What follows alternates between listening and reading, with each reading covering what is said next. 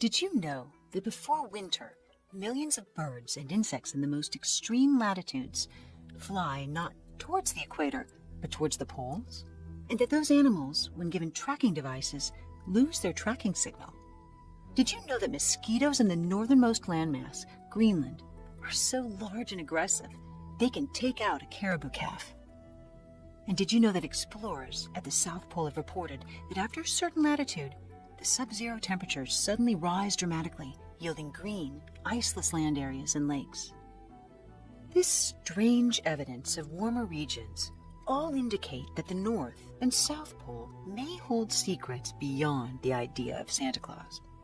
In fact, they support a theory about Earth that some of the most celebrated geologists and astronomers have believed: that Earth is a spherical, spacious planetary body with enormous, continent-sized caverns deep within it, and large entrances miles across at the North and South Pole. They say inner Earth has water, oceans, and luminosity, and that it sustains not only plants and animals, but intelligent life. If this sounds like heresy, lay aside what you think you know, and we'll show you the evidence, the scientists, the legends, and testimonies behind the inner Earth theory, so that you can see why it may be the most game-changing information ever concealed from common knowledge. That miles beneath your feet are ideal conditions for a life-sustaining and inhabitable inner Earth. Who wasn't taught that gravity is what makes an apple fall? We've believed this for roughly 300 or 400 years, since Isaac Newton defined it and its relationship to mass. Well, in 2017, two neutron stars collided and proved, indeed, it's not a force. It's actually a distortion in space-time. According to Einstein, an apple falls from a tree because the apple's responding to a curvature of space-time caused by the planet's mass. There's no attractive force called gravity. Fair to say, that's a massive paradigm shift.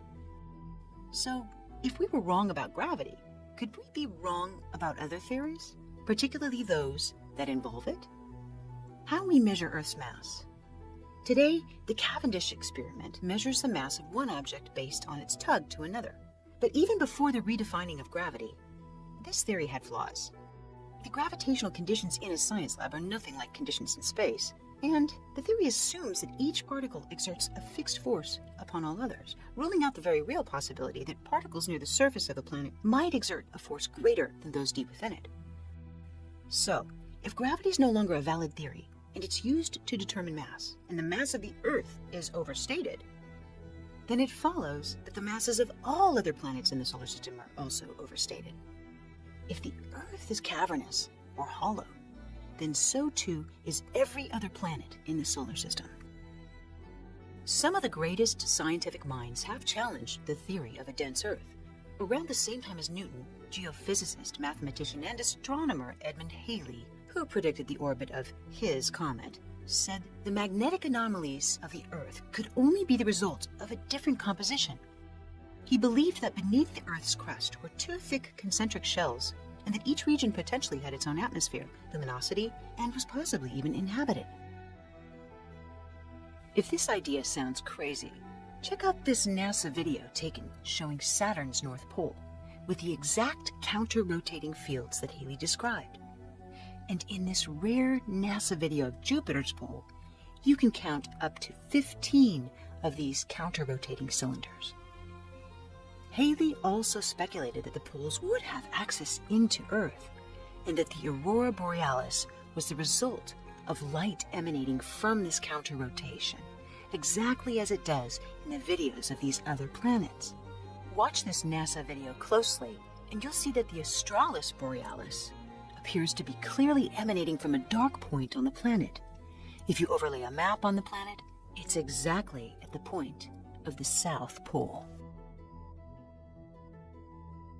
100 years later, Swiss mathematician and physicist Leonhard Euler, who's still considered one of the greatest mathematicians of all time, also proposed that Earth was completely hollow with a central sun in the center, similar to what Halley proposed, agreeing with Halley that holes at the North and South Pole would provide access to it. Germany's most influential mathematician, Johann Carl Friedrich Gauss, in the early 1800s, stated, "All of our Earth's history, physics, and geography could be explained by Earth being a hollow planet with entrances at the poles. Naturally, satellite images of the poles are going to disprove this craziness, right? Well, there's a problem. NASA's images and videos of poles are rare. They're hard to find. But when they are revealed, they often have cloud cover, ice cover, or questionable anomalies, like simply being blotted out. Stranger still, no planes or satellites are permitted to come within a certain distance of the poles. Well, in November 1968, a satellite photo of the North Pole was released. It showed a large polar opening in absence of cloud cover. Now, it's possible a trick of time-based photography created this illusion, but satellite images since then showing serious anomalies do raise questions, particularly the one from Russian space station Mir in 1987, showing light emanating in a very mysterious fashion. And then there are other NASA images of the planets: Venus, Jupiter, the various moons, all showing strange qualities or blotted out poles. In fact, how's it possible to have perfectly hexagonal angles on Saturn? Why do these images from space consistently have their poles concealed? Like this blotted one of Jupiter, where you can actually see light emanating from the center. Was Edgar Allan Poe correct when he said, "Sometimes the best hiding place is the one that's in plain sight"? Another anomaly in measuring Earth's mass happens when we study earthquakes. Since the early 1900s, seismograph readings have proved that Earth does have some density, but not without raising even more questions. You see, when an earthquake occurs, seismic waves are measurable as they spread, but then the signals disappear entirely, only to reappear further on. These shadow zones are believed to be the result of waves hitting a molten core, and there are complicated mathematics theorizing why. But even then, there are many inconsistencies with seismograph readings. It's not a tidy science. So with all things considered, could it be that the simplest solution is simply the accurate one? Is it possible the waves reverberate within a belt-like zone but disappear into very large caverns or underground seas, miles beneath the Earth's outer crust? Would that just be too simple an explanation? If the possibility of inner oceans sounds strange, take note. The first of the deepest holes ever drilled into Earth was in Russia, beginning in 1970. It was called the Kola Super Deep Borehole, and it took 20 years to make. As is often the case when humans venture into the unknown, Kola left a few scientific theories in ruin. It discovered unprecedented heat, fossils at depths 8 miles down, and the surprising result? Water, at far deeper depths than had previously been assumed. Then, in 2014, a team of 20 U.S. geophysicists using seismic readings discovered large bodies of water 400 miles into the Earth. They concluded that the mantle transition zone, a rock layer between 400 and 700 kilometers below the Earth's surface, could hold 3 times the amount of water in the world's oceans. One of the team's scientists said, "This is direct evidence supporting the hypothesis that the deep Earth holds a lot of water." Modern science can't confirm the physical structure of Earth's interior as a fact, and there are many questions about the existing theory. For example, a forming planet has zero gravity in its center, so its mass accumulates where gravitational and centrifugal forces are balanced, creating a sphere with openings at the top and bottom, like a hurricane of matter in space, not as a solid body. This energetic flow, the torus, is a self-organizing system in nature where energy expands and returns to itself. We see it every day in an orange, a whirlpool, a tornado. It's in the atom, the galaxy. None of these is a dense system. So, let's consider another possibility. Over millions of years, the planet has succumbed to a combination of forces responsible for shaping it: heating, cooling, convection, carving by lava, running water, and glaciers, but also centrifugal forces, which create inner spaces in a mass revolving on an axis. These natural forces could make a planet more like a honeycomb or Swiss cheese than a perfectly solid rock. So current models of Earth's interior are not fact, they're theories. In the meantime, look at the facts you do know. Every continent has extensive cavernous networks, like Son Doong Cave in Vietnam, with its jungles, rivers, and space to fit a 40-story skyscraper. And there's Mammoth Cave in Kentucky, USA, which is even longer than the 400 miles of it which have so far been explored. Who's to say these spectacular naturally occurring spaces are not found at deeper depths? According to laws of physics, empty spaces are unnatural in nature. So caves have their own ecosystems and water bodies, plant life, animal life. If they extend deep into the earth, life will still fill it. Even the most unhospitable depths of the ocean have life forms and creatures that have adapted to the darkness by creating their own luminosity. As Aristotle said, nature abhors a vacuum. Wherever there is a void, the universe seeks to fill it. So if enormous caverns like those we already know of continue on to reach deep into the earth, what then could be residing in the space miles beneath our feet? Since we're prohibited from flying over or seeing the poles, and we're prohibited from exploring caves without permits or assigned guides, how might we know what exists in inner Earth? Interestingly enough, many of the accounts of this strange, unique land have been told by very respected, credible people. But first, let's look at history. Almost every ancient culture shares legends about interactions with subterranean races. Clearly, some of these are considered to be purgatory for sinners, attempts to deter people from wrongdoing. But other legends, those about Agartha, with its cities Shambhala and Potala, have striking resemblances, no matter which continent they originate from. In all legends, these civilizations tell of two beings, very tall giants or very advanced reptilian races. The word Agartha is of Buddhist origin. True Buddhists fervently believe in this subterranean empire, which they say has millions of inhabitants and many cities, including the capital, Shambhala, where a supreme ruler dwells. They believe the Dalai Lama is his terrestrial representative, and his messages are transmitted to the lamas in Tibet. They believe that they've been there for thousands of years, sheltering humanity since the terrestrial cataclysms. The Russian artist, philosopher, and explorer Nicholas Roerich published that a Tibetan Lama revealed the capital of Tibet was connected by a tunnel with Shambhala, the heart of the subterranean empire of Agartha, and that the entrance of this tunnel was guarded by lamas who were sworn to keep its actual whereabouts a secret from outsiders. Those who are led through this underground passage travel deep into Earth through areas where it becomes so narrow it can be difficult to pass through. According to Tibetans, Shambhala is a physical place, but one that also has an ethereal nature, given its location inside this holistic, evolving planet.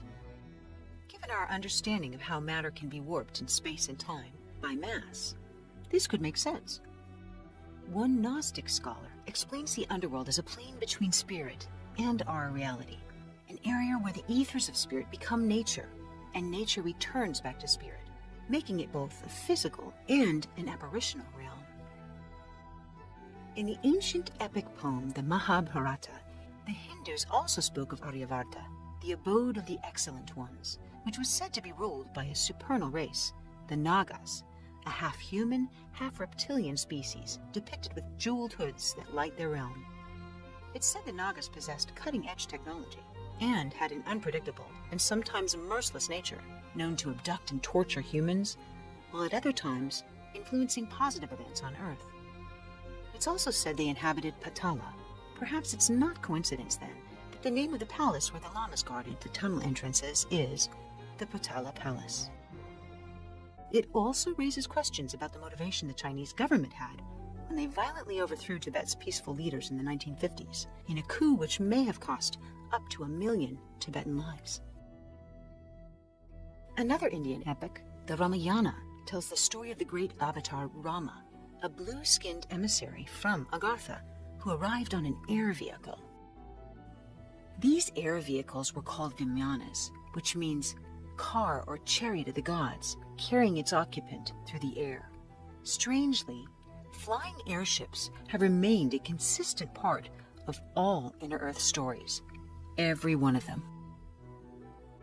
In Africa, a similar tunnel was believed to connect the secret chambers at the base of the Pyramid of Giza with the subterranean world, by which the pharaohs established contact with the gods of the underworld, ancient Egyptian deities like Ra, Thoth, Anubis, had qualities unlike humans: unique height, skin coloring, eyes, often avian or bird-like heads. Another mystery occurred in 985 AD, when the Viking explorer Eric the Red discovered Greenland. By 1410, there was anywhere from 10,000 to 100,000 Viking colonists on Greenland's shores. That was the last date, however, that any one of the Viking settlers of Greenland was ever seen again. All of their villages were found abandoned, and their disappearance has become one of the largest unsolved mysteries in our recent history. That is, unless you ask the native people of Greenland, the Inuits. According to these Eskimos, the white men swarmed suddenly northwards to a wonderland that the natives had long known about. They called it the Land of Endless Summer, rich with vegetation and game. According to their legend, these colonists were lured to a land of eternal bliss inside the protective womb of the earth. In the 12th century, an unusual story of underworld beings showed up in Suffolk, England, and is still a part of the town's history today. The Children of Woolpit. Reapers in the area one day discovered two small children who had skin with a pale green hue and who spoke an unknown language. And those starving ate only raw beans. The boy soon died, but after many years in acclimation, the surviving girl finally explained that she and her brother had come from a subterranean land where the sun never shone, and where the light was more like twilight, saying they'd become lost when they followed their cattle into a cave, eventually emerging onto the bright landscape. In the 1908 book, The Smoky God, Willis George Emerson tells the story of Olaf Jensen's incredible journey to Agartha and the 2 years he spent living there with his father. Jensen and his father were traveling in their small fishing boat in an attempt to find the land beyond the north wind when a windstorm carried them through a polar opening into the interior of the earth. There, they met who he called the Elder Race, friendly, intelligent, lanky 12-foot giants. He said later they were able to grow tall in this unique electrical energy field that was always there inside the earth, and that these giants were able to live up to 800 years. Jensen described the inner world as warm, where it rained once a day and was filled with highly charged electrical air. There's a density to the atmosphere, he said, and this is what he believes led to the immense vegetation there. The title of the book, Smoky God, refers to the inner world's glowing and smoky sun. Most interesting was his explanation of these fast, noiseless, flying objects on which he rode. He said they had revolving fan-like wheels, which destroyed atmospheric pressure, or what he called gravitation, and this force prevented them from falling to one side or the other. After spending 2 years with these beings in Agartha, Olaf and his father attempted to return through the opening. On the journey home, however, his father lost his life when an iceberg destroyed their boat. Jensen was later rescued by some fishermen, but when he shared his incredible story, they placed him in a madhouse for the mentally insane, where, sadly, he remained for 28 years. Not until he was 90 years old did he share the story of his life's journey with Emerson, giving him maps of the interior of the earth, along with the manuscript of his experiences. Around the same time in 1895, the Nobel Prize laureate and Norwegian explorer Dr. Fridtjof Nansen set on an expedition to reach the North Pole. Nansen completely lost his bearings, admitting he couldn't identify the mysterious land which he found, and that lands marked on the map of one of the best-known explorers simply did not exist. He had many unusual things happen, noting that after bitter cold, suddenly the temperature began to rise, and it even became unbearably hot. It was never made clear where Nansen was exactly, but as the expression goes, he was not in Kansas anymore. Deep in the Amazon jungle, the ancient Makushi Indians have remained isolated from advanced civilizations until very recently. They're said to be the guardians of an entrance to inner Earth, and they describe the journey and the beings in vivid detail. They say for 15 days you must traverse through caverns until balls of bright light and glowing discs appear inside the Earth. There, a civilization of very tall beings, 12 to 15 feet, live inside a lush ecosystem of vegetation. This primitive culture also describes how they encounter molten rock at deep depths. Without any modern education, how could they know such detail unless there was some truth to their story? After the First World War, a German occultist group founded the Thule Society to pursue paranormal sciences. They publicized the Tibetan legends about openings into the earth, and they became obsessed with finding these entrances, with German emissaries even visiting Tibet. This group later endorsed what became the Nazis. As the Third Reich grew in military superiority and geographical dominance, Hitler ordered a team of researchers to find an inner Earth opening in Antarctica. Later, a German U-boat, commanded by Heinrich Broden, claimed that they had reached the interior of the Earth, and even stated that they didn't want to come back, adding, "The Earth is, in fact, hollow." A diagram of Agartha was then drawn by a German scientist in 1935 in corroboration with the U-boat navigator. These stories are backed up by maps made for the National Geographic Society in 1966 by the famous cartographer Henrik Behren. In that map, Antarctica can be observed without its thick layer of ice. But the most interesting detail on the map are the underwater passageways spanning across the entire continent, which appear to converge at the exact location identified as the opening into inner Earth. And then there's the disturbing part of this legend, that Hitler and many of his minions escaped Germany in the closing days of World War II and fled to Antarctica, where they escaped into the Earth's interior. For it was after the war the Allies discovered that more than 2,000 scientists from Germany and Italy, along with almost 1 million people, had vanished. According to the Hollow Earth Research Society in Canada, this entire culture still resides there. Of course, they were not all Nazis, but for those guilty of heinous war crimes, a higher power will have to administer justice.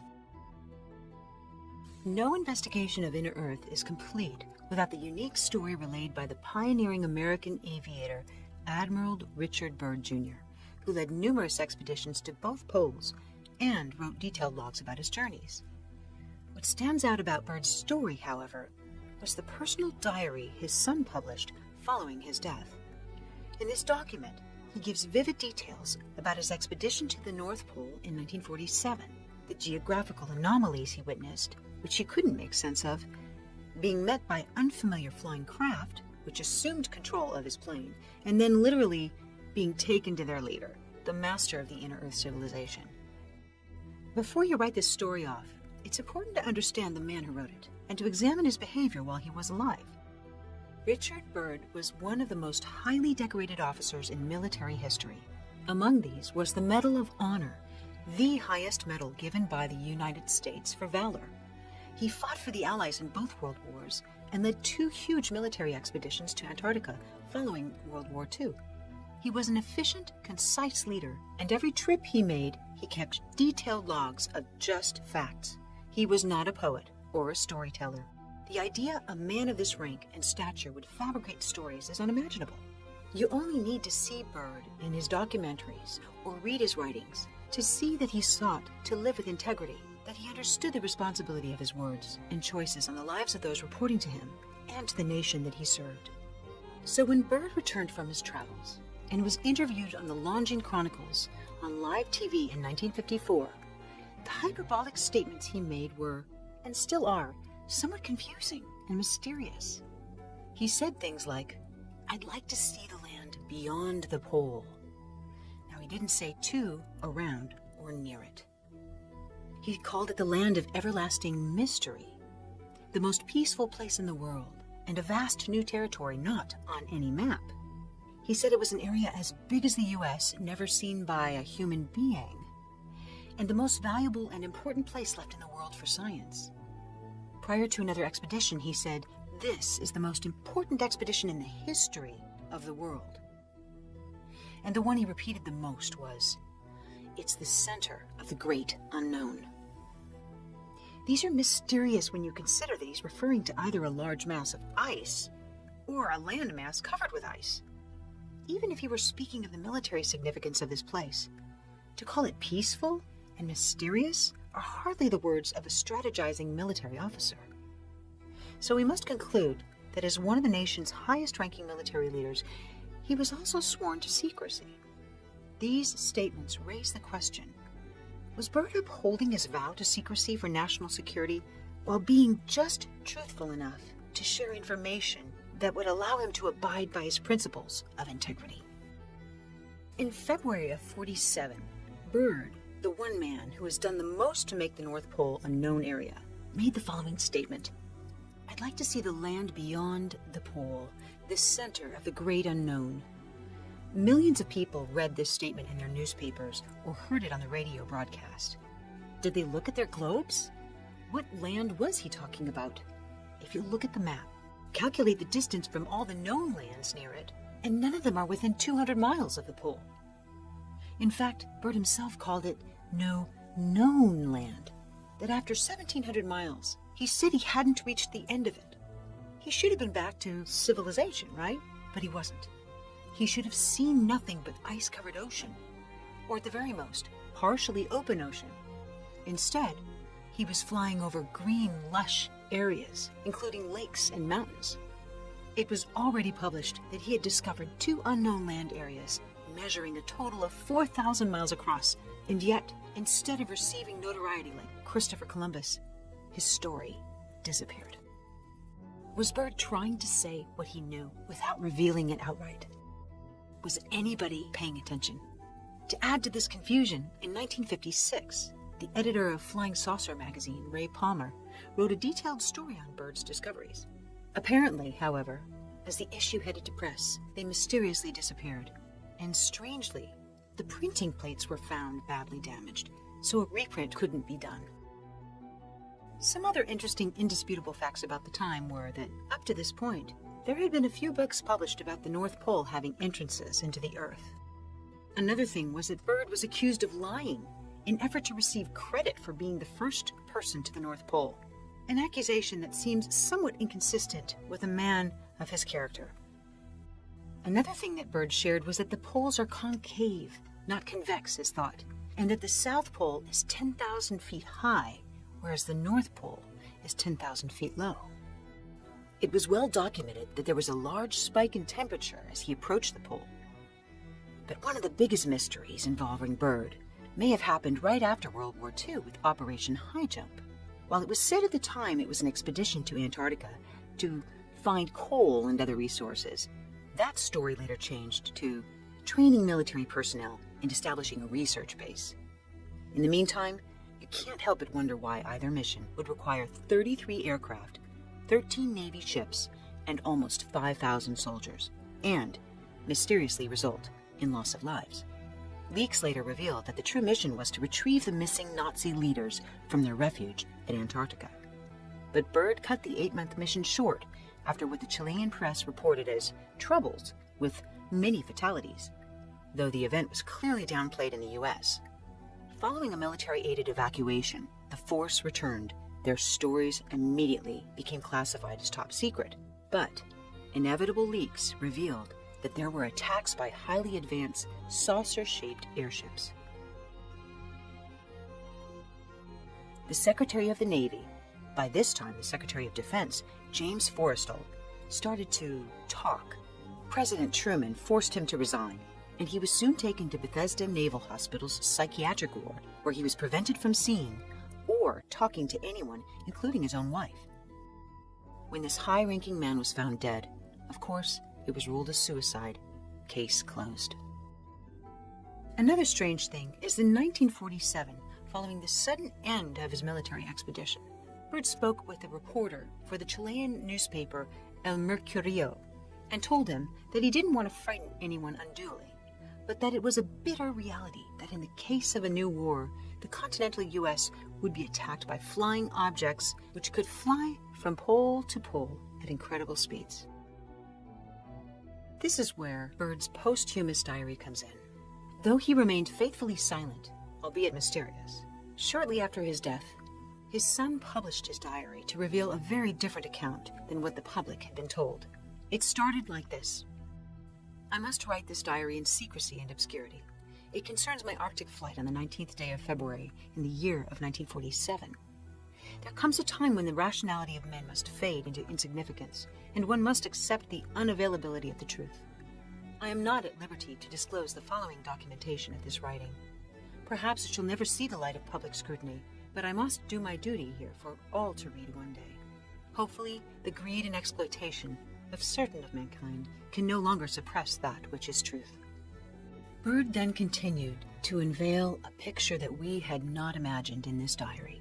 He said that he traveled 1,700 miles on this journey, and he was so surprised when ice below gave way to lush green forests, lakes, rivers, and mountains. He saw animal life, and to his dismay, realized he was looking at a large mammoth that resembled those now extinct. He noted that everything had unique and inexplicable color, and suddenly he realized in shock that there were some kind of space vehicles flying beside him. They escorted him, and he saw an entire city and was safely landed, despite the fact he had no control over his plane. Once there, he was graciously greeted by civilians, and they called this place Agartha. Bird's dismay upon arrival is clear. He and his crew were then taken to meet what they were told was the ruler of Agartha, the Master, whom he described as delicate and ancient. They were told they'd been allowed to enter, despite these invisible barriers, because of his high moral and ethical character. The ruler went on to say that ever since the U.S. had dropped atomic bombs on Hiroshima and Nagasaki, their race had been very concerned for human safety and the survival of the planet. When they intervened, however, their craft had been attacked by our militaries, and Bird was asked to share this message and warning to civilization. Their hosts then guided them to their plane and back to the outer world. In closing, Bird said he briefed the Pentagon of his message from the Master, was interviewed intently by top security forces and a medical team, and ordered to remain silent in regard to all that he learned on behalf of humanity. Incredible is all he could call it. He concluded, I'm reminded that I am a military man and I must obey orders. 10 years later, he wrote a final entry. These last few years elapsed since 1947 have not been kind. I must state that I have faithfully kept this matter secret as directed all these years. It's been completely against my values of moral right. Now, I seem to sense the long night coming on, and this secret will not die with me. But as all truth shall, it will triumph, and so it shall. This can be the only hope for mankind. I've seen the truth, and it has quickened my spirit, and has set me free. I've done my duty towards the monstrous military-industrial complex. Now, the long night begins to approach, but there shall be no end. Just as the long night of the Arctic ends, the brilliant sunshine of truth shall come again, and those who are of darkness shall fall in its light. For I have seen that land beyond the pole, that center of the great unknown. Needless to say, this is an extraordinary story from an extraordinary man. Would Bird's own son publish false information that would defame his beloved father? Or did Bird himself falsify all this story in order to make a cruel joke of his life and legacy? Whether or not you believe this story, his influence, moral stature, and valor can hardly be argued. The esoteric Tibetan teacher, Djwhal Khul, or DK, during life channeled information from his location in Tibet to Alice Bailey in the United States, whom he later met personally.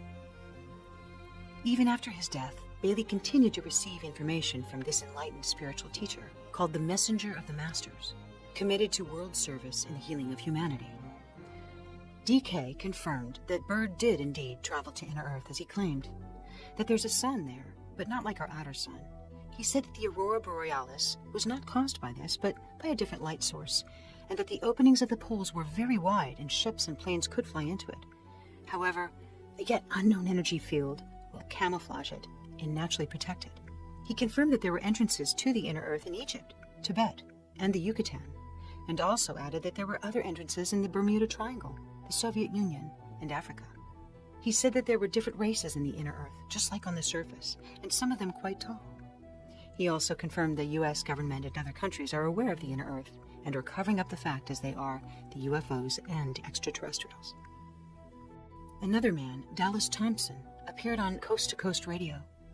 He was a personal trainer in California who, during an out-of-body death experience, had revelations of inner Earth. After his recovery, he became an avid researcher, intending to find and travel the hole that birds said to have entered at the North Pole. In 2003, after months of planning, however, he mysteriously disappeared. Finally, the most notable whistleblower of the secret space program, Corey Goode, has given consistent and extensive details on inner Earth. Among his claims are that there is a huge population currently living in Antarctica, that the United States is not the only nation that's created underground bases that are inhabited by thousands of people. Corey Goode has shared that the Mayans were not defeated, but in fact retreated to the inner Earth. He claims that the Mayans have crafts which appear to be rock, but they look like long cigars, cylindrical in shape. Goode's description of the Mayan craft are not unlike this one, which entered our solar system from a distant galaxy not long ago, and has since been recorded as speeding up. He also notes that there are many people channeling what they believe are Pleiadians, but those are in fact inner Earth beings protecting their location by claiming to be off the planet. Goode also said that disclosure will be an earth-shattering event, but a necessary one, and he implores everyone to see the Earth as a maternal living thing, inviting us to seek a deeper relationship with our planet. In our drive for power, resources, and control, we've become disconnected and impartial to the effects our choices have on the balance of nature. In conclusion, perhaps you hear these stories and can only hear legend. They're just too fantastical to be true. Suspend your disbelief for a moment, however, and other tales start to make more sense. The explanation of Earth's strange magnetic anomalies and its shadow zones. It explains the thousands of mysterious crafts, including the many which have been witnessed shutting down nuclear weapons. That they could be right under our feet, not coming from some distant place in space. It explains the obsession with Antarctica and the complete denial by governments of all unidentified flying objects. It explains the omission of the poles in satellite pictures, the laws preventing one from flying over them. It explains the disappearance of hundreds of thousands of Germans at the end of World War II, and even the survival of the human race throughout what Mayan calendar claims was 4 Earth cataclysms. The Earth has many mysteries, and you only need to turn on the series Planet Earth to marvel at how little we know from our perspective. After all, remember, it was only a few hundred years ago that humanity believed you would fall off the end of the planet if you sailed away too far. Exploring the science and the stories about a hollow Earth has revealed far more information than we could possibly share in this video, but we hope you'll continue to investigate the topic yourself. In the words of Richard Feynman, the famous quantum mechanics physicist, if you thought that science was certain, well, that's just an error on your part. Thank you for watching, and hit the like button if you enjoyed this video. We hope you'll subscribe, and if you'd like to be notified of future releases, just hit the bell button.